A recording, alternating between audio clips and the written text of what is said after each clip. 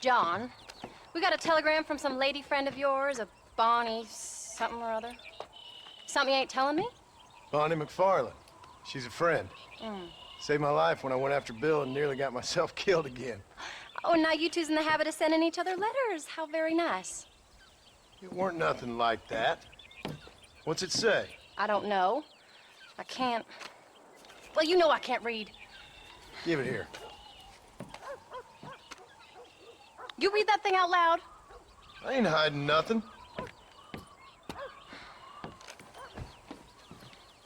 Dear Mr. Marston, stop.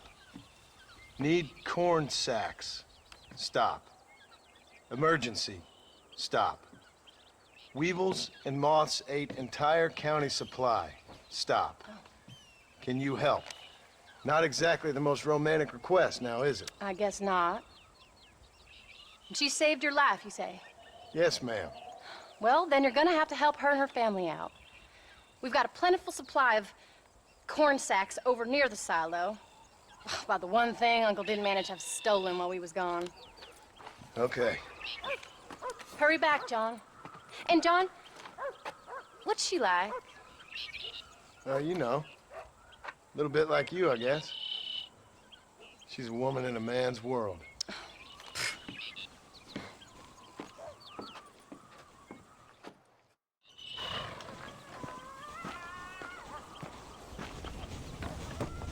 John, wait! I changed my mind. I'm coming with you. Well, come on then. Let's get going.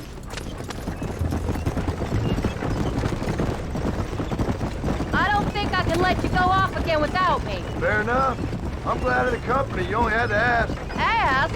I was waiting for you to ask me. I thought you'd want to keep an eye on the boy. Oh, while you were off cavorting with cowgirls in the next county? I don't think so, John Marston. You only just got home. That Jack has seen enough of me for a lifetime. So, is she married? This Bonnie McFarland? No. What does she look like? I don't know. Pretty normal, I suppose. Normal? What? Normal like me? No. Normal as in 2 eyes, mouth, nose, that kind of normal. Besides, ain't no woman fine as you. A little flattery. Now we're finally getting somewhere. If you find yourself in a hole, the first thing to do is stop digging. Another pearl of wisdom from John Marston. I sure do miss those. I never took you for the jealous type, Abigail. I ain't jealous so much as curious. You heard what she wrote. It's just some corn. She saved my life, and she was decent enough to me, so I owe her this much at least. How did she save your life anyway? She found me half dead on the side of the road and took me to the doctor. Most folks would have left me there. Half dead from what? Bill didn't take so kindly to me visiting unannounced. Bill never did like surprises. How was he? Same as he was when we left. Angry and dumb, taking his revenge out on the world. People down there was really scared of him. Of Bill? You gotta be kidding me. He was only frightening if he was afraid of dumb fools. Bill weren't so bad, but when Dutch went crazy, Bill took it hard. For a while, we all thought we'd found something right. Better way to live, but it was just a lie. Oh, you saw before they did. Maybe. But they was still kind of a family. A family that left you for dead. You knew the truth, John, and they hated you for it. Where did they take you? Who? Those government bastards. Where did they hold you and Jack? I ain't sure. They kept our eyes covered there and back. Can't have been too far from here, though. They treat you right? It ain't the first time I've had a gun to my head, John. You're forgetting your marriage proposal. Very funny. No, they learned pretty quick what would happen if they laid a finger on me. Sons of bitches. It wasn't them or being there. I didn't care about that. I've been in far worse situations. It was the waiting. I didn't know if you was coming back. Of course I was coming back. You were only supposed to be gone for a couple of days. It took longer than I thought. The only thing Bill and Dutch was ever any good at was not getting caught. I started thinking you'd gone back to them. That life's over. I hope you're right.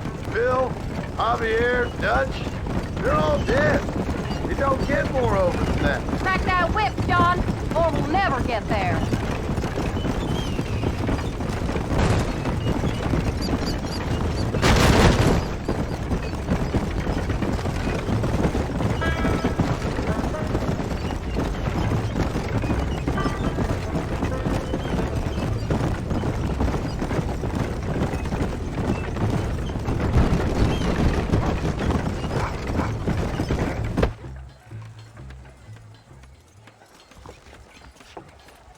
shame.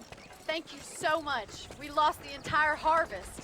Miss McFarland, I'd like you to meet my wife, Abigail. Oh, ain't you quite the gentleman all of a sudden?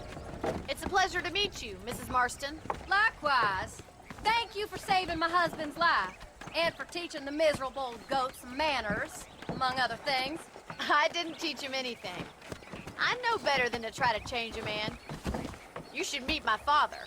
Oh, people can change, Miss McFarland. John and I have to believe that more than anybody. This is a decent first harvest for you, John. You should be proud. That's good land you got there. How are you feeling, Mrs. Marston? From what your husband told me, it must have been awful for you. I've been through worse, and I knew he'd be back before too long. He can't cook a meal to save his life. Abigail, in my darkest hours, when I was most homesick, just the thought of one of your rat meat stews kept me pushing forward. Well, about as amusing as a weeping saddle sore, ain't he, Mr. Farland? If you're gonna start yammering about women's work, John, I'd say you might be in the wrong company. I'd say so, too. I never felt so outnumbered.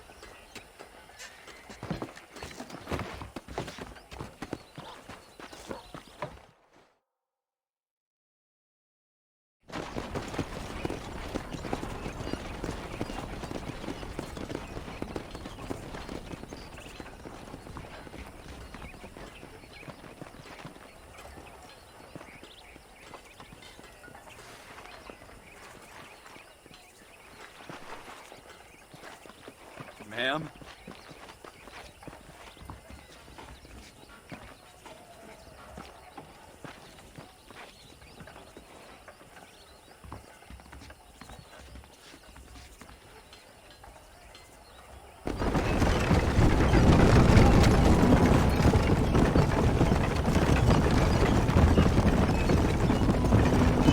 So that was the famous Bonnie.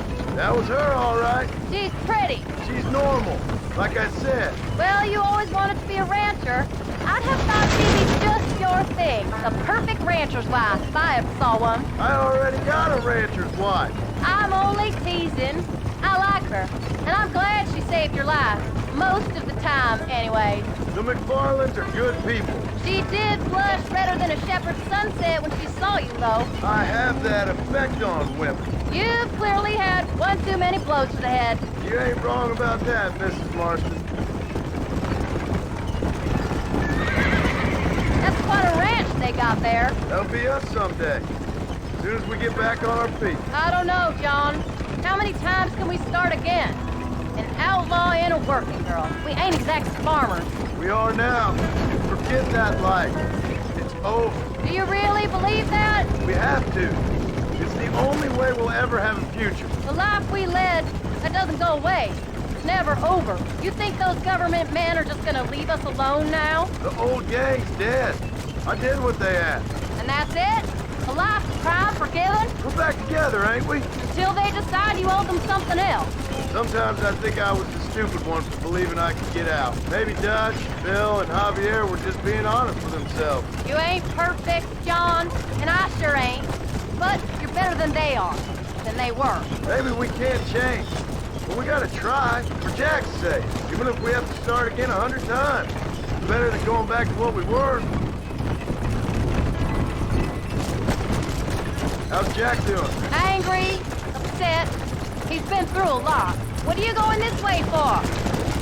I hope he's gonna be all right. It's gonna take time. For a while, his world was safe. Normal, even. Then it got turned upside down again. He ain't saying much about it. I've tried to talk to him, but how do you explain any of this? What do you say when he asks about Uncle Phil and Uncle Gus? They were family when he was a little boy. He hides away in those books of his. Wouldn't you? It ain't like the real world's done him many favors. He's just been kidnapped. He grew up with the gang. That's no life for a boy. We did our best to protect him. Come on, John. He saw things no boy should see. Well, now we got a chance to make it right.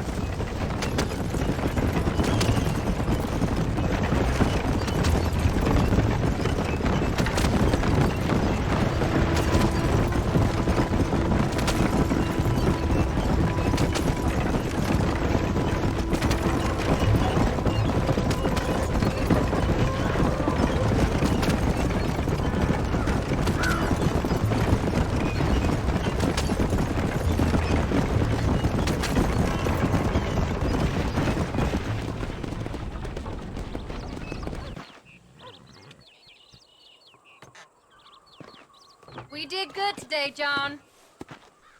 I guess I better go fix us something to eat.